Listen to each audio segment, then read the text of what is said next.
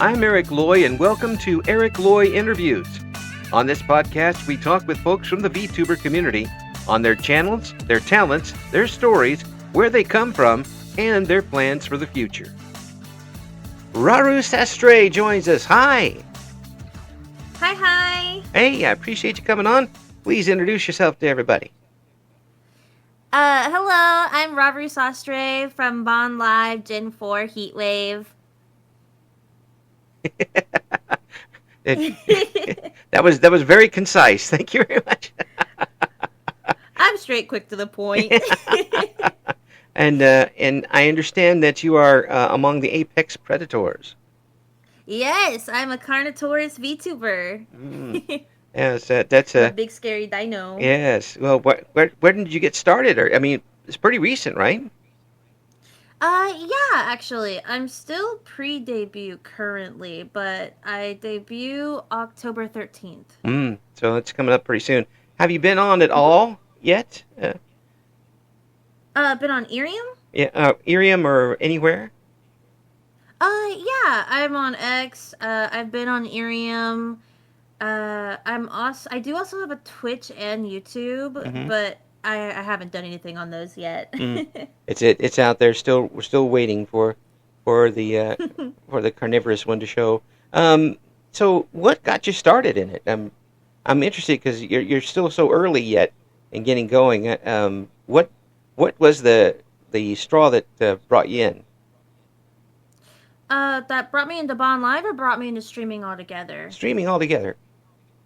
Oh, actually, I've been in the VTuber space since, like, the beginning. I've always been very interested in VTubing. Yeah. I used to watch Corone from HoloLive, and then the HoloLive English is actually what mainly got me extremely interested in starting streaming. Yeah. So I've been here since, I don't even know how long that was ago. That was so long ago. Oh, I feel so old.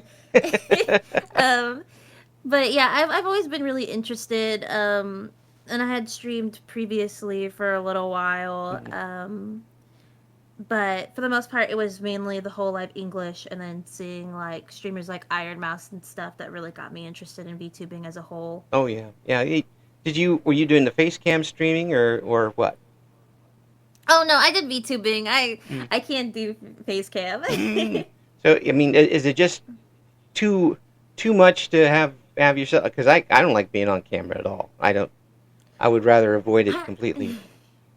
Yeah, I'm camera shy. I'm not really a big camera person. Yeah. Like, I don't mind hand cam streams. I think those are fun, but I've never done a face cam stream ever. Yeah. Yeah, I have a face for radio. So they made sure that for the most part, although there is actually some video of me out there because I was doing some wrestling stuff here locally, pro wrestling stuff, but I was like, just, one little bit of me, and then go to the ring, please. No, that's cool, actually. Yeah, it was fun. It was a lot of fun. Actually, we're doing a little thing on it later. The group, it was like 10, 20 years ago. So it was a long time ago, but they're kind of doing a retrospective of it, so I'm going to be a part of that. It's going to be fun. I've always loved commentary stuff like that. Oh, yeah, it was right up my alley because I kind of grew up with it and watching a lot of wrestling as a kid. So I had the old time stuff, and I wasn't yelling at everything that happened. I was calling it was a sports event to me. By golly, these were athletes. Did you always want to get up on stage, or was it just that camera shy part of you kept you from doing it? So, I think it's more the fact that I feel like I can be more expressive being behind a VTuber rather than on a face cam, in the sense that I can kind of just be myself without any restrictions in a way. Yeah. But I've always just been naturally very shy about, like, just my appearance and everything. And I feel like VTubing allows me to kind of transcend that in a way. Oh yeah, I mean, you get to present yourself the way you want to present yourself. Yeah, I get to be in my PJs at home and be comfy, but my VTuber model can still be, like, hecka cute, and I can just do whatever. It's great. It's great. and you got a really good voice for this, by the way. Oh, thank you. Yeah, I mean that's going to help a lot because it's still a lot. A lot is coming over through the voice in what you're trying to do, and especially when you get up and going with the Irium stuff, you better have a good voice for Mm. it. Oh yeah. Well, in general, like your voice is you as a VTuber too. Like, of course, Hmm. you still have your model and stuff, but like people are gonna recognize you by your voice, like right off the bat, and Yeah, that's a good thing if you have like instant voice recognition. It's yeah, like the pattern recognition images, like you just instantly know. yeah, exactly. And it doesn't have to be the world's most perfect, always on tone voice. It's just Oh one. no. It's just one that suits what you're doing and suits your personality and doesn't sound forced like some of those radio guys do. You don't want you don't want anything like that on there. Um, and, Yeah, and besides yeah. that, you guys on Irium, I can't imagine you putting on a voice through all that time because it would hurt after a while. You know what's funny? In in a past life, Uh, I used to actually put on a voice, mm, and I used to put on a voice for over like I had a 20 over an over 24-hour stream, whew, and I used to put on a voice for that stream. Oh my gosh. I mean, to be fair, it trained my voice. I trained my voice to do that for yeah, long periods of time like that, but it became it started to become very hard at times the longer you go on with it though. oh yeah, Um yeah, and oof. so I would just kind of came into this being like, no, I'm good. I don't want to do that. I can't even do my own I voice for 24 hours, let alone that. yeah, exactly. Man, I don't know how I did that kind of stuff, man. It's crazy. when I look back on my younger days, I wonder how I did a lot of stuff too. I'm not 49 anymore. uh, but yeah, I mean, you still have to take care of your voice. That's one of the biggest mm. things. So when did you get involved with Bond Life? Oh, so actually, I had a friend who told me about Irium, Mm-hmm. and and so I was really interested because it sounded like Irium was such a cool platform. Mm-hmm. And so I had checked out Irium for a while. I'd been watching, and I'd seen some of the Bond Live talents. I didn't know they were part of Bond Live at the time. I even Yeah, seen them at like conventions and stuff. yeah, Like I'd seen their standees at conventions and the booth and meet and greets. But yeah. I never looked into Bond Live at that point specifically for Irium. Mm-hmm. And then I had just gotten curious over time as I was watching more people, and so I checked it out and saw they had interviews. And one of my friends actually gave me a link and said, "Hey, you should apply here." And I was like, "Okay, I'll apply." And so I applied, and I got in. But I had actually watched Bond Live during their YouTube stage in the Uh-huh. very beginning of VTubing too.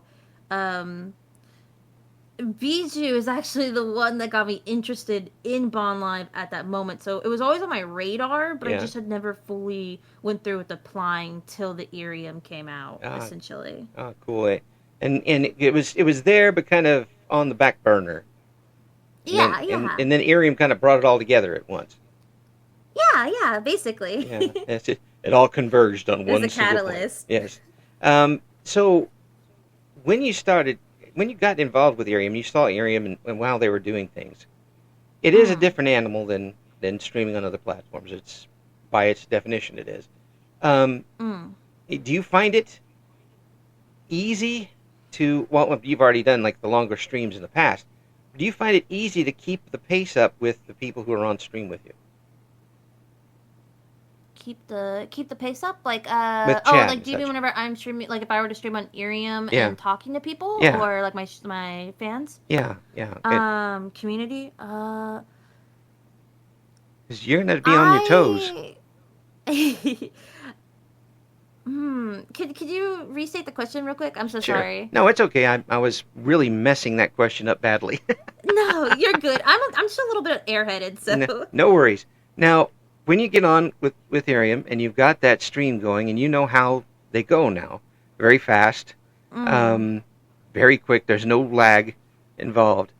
How do you feel that's going to be tough for you to stay on top of the conversations and when it's just you and them and things going pretty quickly? So I think it's kind of a tug of war because I think it depends on how many people you have. Hmm. Because I've watched a lot of streamers on Irium so far, and usually you can kind of backtrack and backread, and it allows for you to have multiple topics to talk about after whatever you've just done. Hmm. Um, I don't think it'll be too difficult because I'm very spontaneous, and I actually one of my issues with Twitch was the latency. I would instantly react to people because I would instantly see their message, but it would take so long for them to interact back that it was usually kind of an issue of they're seeing my reaction late, I'm reacting kind of late, or reacting on the spot, and they're seeing it late, essentially. So I Right. think Right. the no latency will actually help with that, Hmm. because I'll be able to keep up that hyper energy that I usually bring to my streams. Yeah. So personally, I think it's a benefit for me. But I also think it's just a benefit to everybody in general because it allows even for chiller streams, like if you have those moments of downtime, Hmm. like for you to do something or just bring up a random conversation. I don't know. I think seeing everything in real time is a lot more connecting than Twitch with its latency issues, in my opinion. I think you're just able to connect a lot easier with your community that way. I think it looks to me like that's exactly the case, and especially when I'm more on of a if you're on one of the other stream services, it's you talking to a wall of people, and Mm-mm. with Irium, you're talking to a bunch of people one on one, and Yeah. there's a difference there, and I think that is really what's setting Irium apart right now. Mm-mm. Mhm. Definitely, definitely. Yeah, and there's a lot to be said for that. I mean, I've seen the Aryan folks juggling all sorts of stuff. Oh. So, sometimes it's like watching the old variety shows where somebody comes out and they're a juggler and they're like a chainsaw and a bowling pin and just throwing stuff up in the air. I'm it's, I'm just amazed by it's some of that stuff. And I did radio for a long time, and we did even if we had a talk show, and I did quite a few of them. There was a topic, a single topic, and you stayed with it. Um, mm-mm. unless the Irium folks go in with a topic and stick with it, and or it's just if it's just a chill time, now you've got X number of conversations going on different topics. Yeah, yeah. I think honestly Ethereum could be good for podcasts too to a degree because I think it would allow people to like in real time ask questions for the podcast. Oh yeah. So you could make it more of like an interactive podcast. Oh, I think so. I think very much so, and especially for some of those folks who have um, niches like um, true crime stuff, those types of things. Mm. That would be really good. And if they could set up some way to do a um, a live interview segment between you have a couple of people on like that, and then take the questions from the audience, that would set up really well for, especially if. Am I just making myself obsolete here? I'm going to shut up now. Gotta join Ethereum now. Gotta Yeah. jump on that. My gosh, I've just written myself completely off. Brilliant, Eric. Nice job again. No, but seriously, I think I think it's a great idea you bring up. I think that would really work out well Mm. with the right person. I think the I think the forensic science thing you spoke of actually is a really cool idea because Yeah. you could in real time do deep dive investigations and stuff like that, even cryptic stuff. Hmm. Because I know that there's like a lot of people that love cryptic stuff. Hmm. I think stuff like that would be so cool. Yeah. I really do. Yeah. Still a lot.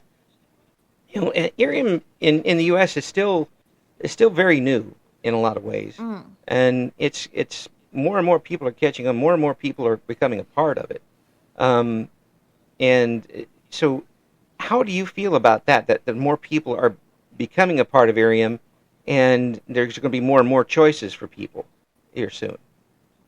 Mm. I mean, I think it's great. I think it allows for people who also can't necessarily, let's say, stream on Twitch because let's say they don't have the equipment for it. Hmm. I think it allows people to have more opportunities to get themselves out there and express themselves Hmm. and to connect with other people too because I think that's also a big part of VTubing is like a lot of us VTubers, we're very we're kind of hermits. I'm not gonna lie. A lot of VTubers I meet, we're Yeah. we're all mostly hermits. Like Yes. this is our form of connection with people and socializing sometimes. Like especially for me, because like I personally, I stream because I like that connection part of it, where I actually get to like build a sense of community and what feels like almost friends in a way. Mm-hmm. And so I think it's great because I think it's going to allow people who want to take those opportunities or chances, or even just for fun, to have the opportunity, but with way less equipment. Yeah, And also it's on the move too, so you can be mobile. So there's so many things you can do with it. yeah, I think it allows for a lot of freedom in that manner. yeah. You can sneak it into work easier. Yeah, I've seen some stuff like that. I'm not saying that from experience, mind you, but I really can't because our service is really bad inside where I work. Like I don't. no internet inside, and like lots of steel and concrete. So I've been in one of those. Yeah. yeah, Mm-hmm. yeah, No it's service ever. yeah. I've been in jail too. I mean, no, it's pretty close to that. it, it's very very wally. That's a good word. Wally and steely. It definitely is. So when you're streaming on Twitch, what are your streams like there? Oh my gosh, they're so chaotic. They're so, I break games so much. It's so bad.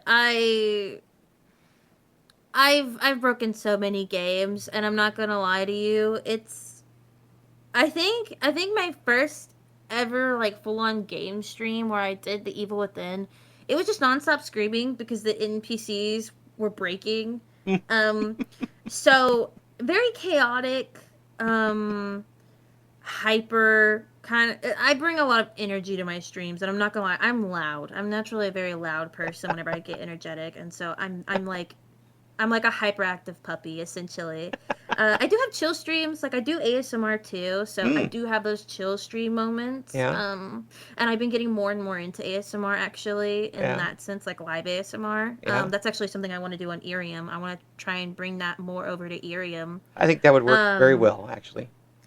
yeah, I was thinking it'd be fun to, like, be able for people to just put in their headphones on their phone and just go wherever they want and be able to have something comforting at all times if they wanted. Yeah. Like whenever I'm streaming. But yeah, I'd say very hyper to even just very calm. It's very much like it's kind of ironic in a way Yeah, how flip floppy it is. because I'm sitting here smiling because you just told me a little while ago how shy you were, and then you said I'm screaming all the time. I'm very shy in person. I'm very shy in person.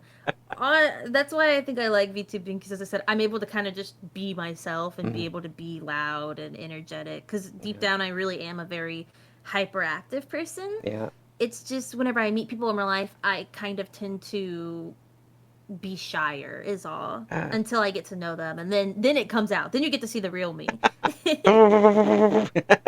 Just a whir of activity all of a sudden. Yeah. Save it up for 1 second. The, we have to find an outlet for you, otherwise it's gonna be bad for your innards down the line. Folding all that in. The So do you like the horror games most when you're streaming a game, or this. Yes. Okay. So I love horror games. ah? I used to stream Evil Within, Mm, Resident Evil. I even streamed like Resident Evil 8 in one stream, oh the whole my. entire game. Oh. Um, Silent Hill. I still actually need to play the new one. Basically anything you can think of. I even like playing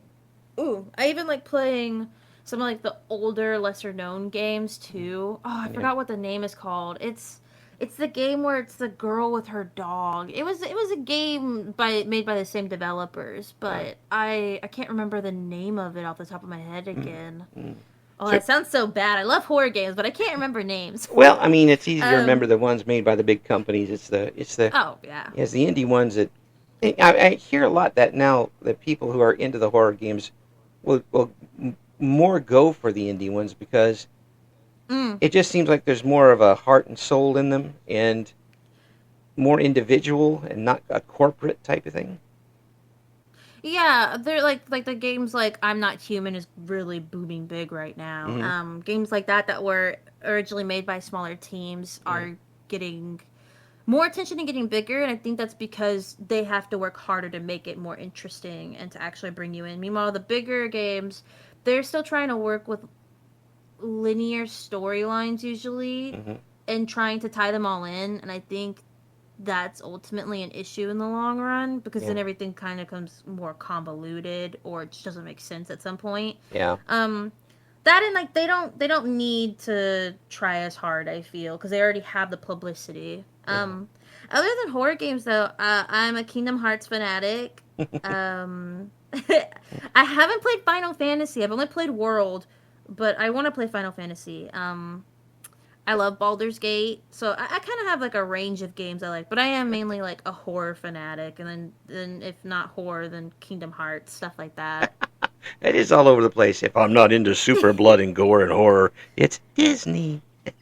Yeah, I'm telling you the dichotomy. It's great. It's And end up fighting with Goofy and in Kingdom Hearts. oh no, man. I'm finishing up, or I'm starting Birth to Sleep. I haven't played Recoded or the third one yet. Mm, Um, I just didn't have access to them earlier, so now I'm going through them because I have access to them now. mm. But man, it's a journey, and trying to explain it to people with no context is the funniest thing ever. Because they look at me and they like raise their eyebrow and they're like, what does this even mean? And I'm like, you just have to play it. That's I right. can't. You can't you're trying to play it and keep a running commentary on what's going on, and it's not easy. Um, No, yeah. especially with Kingdom Hearts lore, it is so convoluted to people. Well, you get some of these companies now, and they're not. They get a good franchise, and they're not even really bothering to put out a different version of it. They're just kind of adding Mm. on to it, whether it's a DLC, something like that, or um, another reason to buy the original game, and you'll get this part two, which Oh yeah, it's. I think that would probably be easier to do than come up with a um, let's just throw out a whole new Pokemon system game. I don't know. yeah. That's what I think. Monster Hunter did that. Elden Ring did that. Yeah, A few games have honestly been starting to do that a bit more. yeah, yeah. It's a real risk to go and toss your entire everything that you made money into a blender and come up with something new. Um, it's very easy to make a movie called Police Academy 8. Yeah, yeah. Mm-hmm. Yeah. and, and just do it that way rather than come up with something original. But those independent folks are always coming up with something original. Yeah, like Balatro. Mm-hmm. I've never played that game. I don't know how to play poker, Yeah, yeah, but that game hit big, and I think that's also what made a lot of more indie people come forward to mm, seeing stuff like that pop off. yeah, yeah, Because it's super simple, but it has like a twist that's interesting yeah, and yeah. original. And I think that, and maybe I'm completely wrong on this, and people can stomp on me all they want afterwards, but really it seems like independent um, game makers are understanding the value of having people go on a streaming service playing their game. Oh no, Whereas for sure. whereas a company that rhymes with Nintendo um, Oh may not. Uh, if you've got an independent game and like a Balatro and some folks start playing it and enjoying it and everybody's enjoying watching it, you can't buy that advertising. yeah. And and certain other companies are like, no, we control absolutely everything involved with this game, and you can't even say the name of the title at this point. Um, that's kind of backward thinking, but again, that's getting to that independent mindset where they don't have a bunch of shareholders to please when it comes to these games.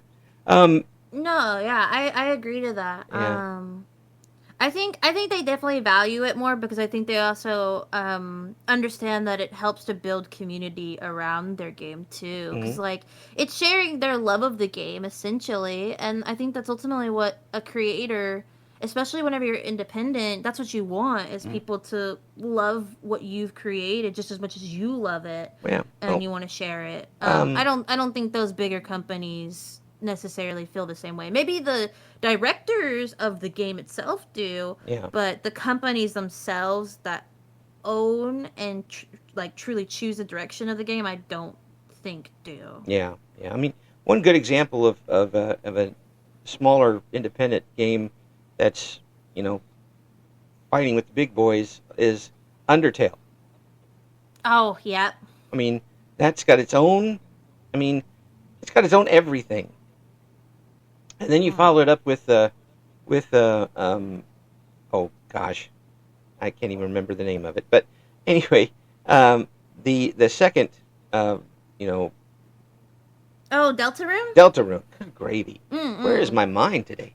Um, You're good. yeah, We're both the same. yeah, yeah. The Deltarune, which has gone on a big roar again here recently. Um, Oh, yeah. that's just you.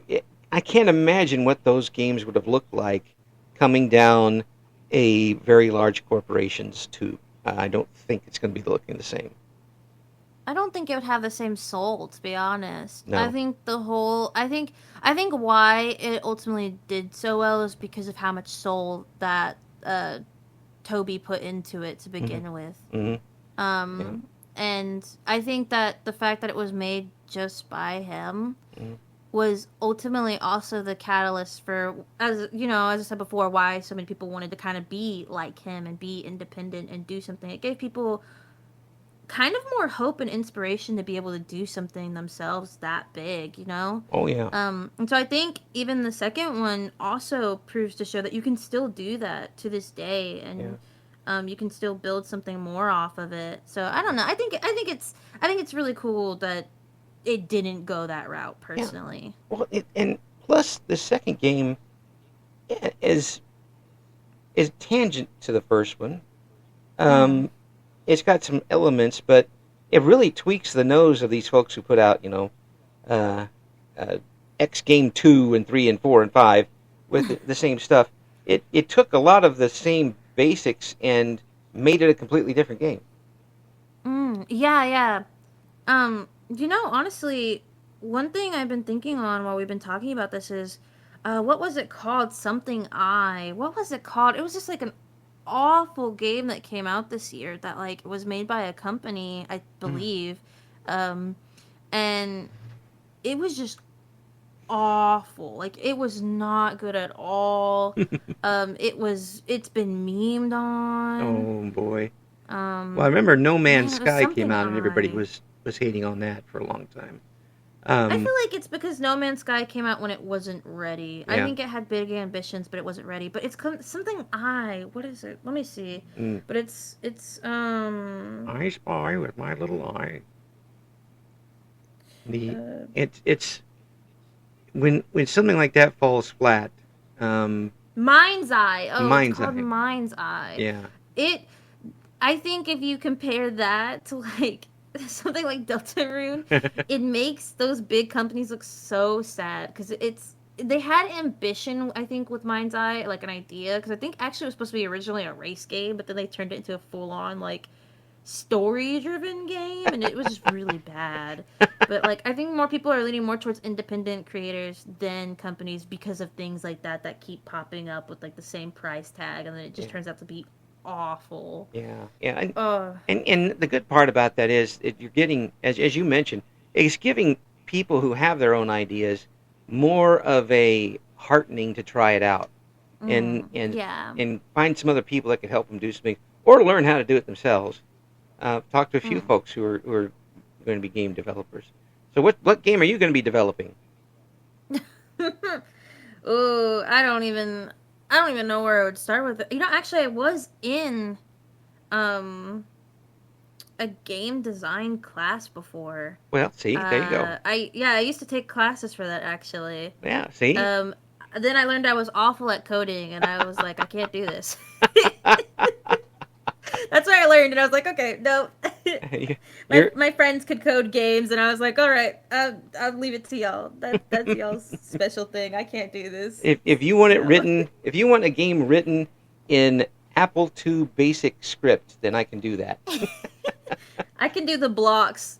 You Yeah, just like put the blocks together. I can do that. yeah. So you're way ahead of me because with that back then we didn't need graphics and I didn't know how to do them anyway. And I actually created a game that was a pro wrestling game, and Oh. it had like 200 different wrestlers in it. All of them had different abilities, and there were so many things that when I printed it out on the old dot matrix printer, that one, it took like a half hour, and it was almost an inch thick of programming and data and stuff. I was Oh so my proud of that gosh. thing. I think I still have a copy of it somewhere, but um, it was, but the thing was for a Commodore 64, and there are limits to everything. And then you Hmm. only Commodore 64 now is about as powerful as part of your watch. Really? Oh, Yeah, well, actually makes sense. That's pretty old, yeah. so I'm not We're surprised. talking Pretty like old 64, technology. 64K, as opposed to Hmm. like the computer in front of me that has 8 million kajillion um, Yeah. super RAM or whatever it's got in it. I don't know. It just works. I put it on it, it goes. Uh, so I booted up. It go burr. It yeah, works. yes, it makes noises and sound and stuff, and I'm okay. Uh, getting back to the Arium stuff, you mentioned Mm-mm. you don't need a whole bunch of equipment for that. You don't No. you don't need to go out and buy the $8 million microphone and the you know 6 different screens for your computer and that type of stuff. You just need a phone. Yeah, you didn't have to do what I had to do back in the COVID times where I went and bought a whole PC and an audio interface and a blue ember. Oh, what it's like to be young and impulsive. Bet it looked good though. um, hey, I mean it works. As Yes, long as it works. yeah. That's um, no, I mean I've seen like people with all sorts of different types of phones use Irium, so I think it's nice that you don't have to have as much equipment like that. Yeah. yeah, yeah. And it's going to be interesting to see where it goes from here because there are still so many things that I think in VTubing in general hasn't done yet that can be done, and still so much of an audience that doesn't even know it exists yet. Um, Millions upon millions of people would enjoy it. I think um, Mm. maybe half of them will want to try and do it. We'll see how that goes. And as a matter of fact, today and this very day when we're doing this interview, there is an article on the BBC World Service website about VTubers. Oh, oh yeah. Yeah, Mm. it's so there you go. I mean, there's a little publicity when you're talking about something worldwide. Um, Irium is basically based in the U.S. right now, but you do have the Twitch audience too. How do you feel when you've got somebody in that audience that's on the other side of the planet? Oh, oh, like someone from like a whole different culture, and Yeah, like let's say they're in Germany, and I'm all like, yeah, oh, I love that. I love meeting people of different cultures personally. So like in my PL I used to actually have people that would come from like Germany, the UK, and I think it's all the more fun in my opinion. It's like I get to teach them my way of culture, and they get to teach me their way of culture. And even then, sometimes I say some dumb stuff. Like I thought that I'm gonna sound so bad. I didn't know Belgium existed. Um, I thought Belgium was in Germany, like a capital of Germany. Oh, oh no. Little did I know when I said that to a German person, and they sat there for a good minute in my chat trying to explain to me what Belgium was. So like, you get to learn from your community, they get Yes. to learn from you, and it can create some funny moments because like there's stuff that clearly I don't know because I didn't know Belgium Oh, existed. it could have gone. Um, It could have gone a lot worse. It could have been a Belgian that was trying to tell you oh, we are I not think part of Germany. yeah, and so like so I think it's fun. I think ultimately you you get to share those cultures, and I value that a lot because I don't know, it's just it's cool. I get to learn about their foods, Yeah. like, and then I get to try and say their words, and Oh, well, that's you don't want to hear me speak German. It's awful. yeah, I can't even. yeah. I don't understand much of Germany at all that doesn't end in the worst. Worst, yeah, probably ate it once or twice. I've been to Wisconsin. I know where the good stuff is. Um, so with that and the Twitch stuff you've done and YouTube stuff, have you done any collaborations there? Yeah, I used to do a bunch of collabs with people. I mainly like to do stuff by myself, Uh-huh. but that's also because, like, I won't lie. You don't hunt in I packs. usually, yeah. Well, I also usually didn't have VTuber friends. Mm. I had a few. Don't get me wrong. But for the most part, I'm shy about going and actually talking to people. Like, I know on my current iteration of me is very. I know some people say, "Oh, you're so confident. You always talk to people." I force myself to at this point because I told myself I wanted to try and put a foot forward to actually make friends this time, like proactively not allow my shyness to hinder me, because in Right. my past life I was always so shy that I would wait until people came to me specifically to talk to me, and I felt Ah, like I missed a lot of friendships that way. yeah. um so with this current life iteration of me 2.0, I'm trying to proactively go forth and do more things like that. So, like, if people are listening here, any VTubers who want to be friends, I'm available. Just come talk to me. I don't bite. I know I say I bite, but I won't bite you specifically. um Hey, all but dinosaurs evolved just like everybody else. exactly, Yes. exactly. But no, I used to collab a bunch though with a few friends that I did actually make through the platform, and I think it's fun. I think it's really fun to do like challenges, or even all the two-player games that I would break with my friends and drive them insane with, like Fogs. So, It's great. so tell me, you're breaking all these games. How are you breaking them? Existing. Literally, I don't try. I don't usually try to break games. It just happens to me. Um, it doesn't even matter what platform I'm on: Xbox, PlayStation, console, like PC. I just naturally break a lot of games. Me and my friend broke RE5 Hmm? during the Wesker fight, and he like just disappeared, and we couldn't get him to appear back in the boss battle at the very end. So he just was like, "Yeah, I'm out. I don't want to fight y'all anymore." And we just stood there, and then we had to basically put mines around us to get the battle to end and restart the battle. Um, Had to so things, carry yourself in order to keep going. yeah, yeah, and like we looked it up later, and we couldn't find anyone else who broke the game like that. Like we'd never found that like anyone else ran into an issue of Wesker just straight up disappearing from the boss battle. So it's like things like that. I I've clipped through Kingdom Hearts maps. Mm, It's just I don't know. I don't even try. It's just it happens. yeah, It occurs to me. and of course that's when you can't get back after that happens. It's done. No, yeah, Yeah, it's done. yeah. It's over. I hope that you didn't corrupt a save file and go back and and start over again. I had that happen with like Fallout and Fallout New Vegas, Fallout 3 and Fallout New Vegas. Oh my gosh, Uh, Fallout New Vegas is so easy to break. yeah, It's so bad. It yeah, is. yeah, and I know it's coming when it happens, and I'm like, and it starts going, and I'm like, it's too late. I can't save this.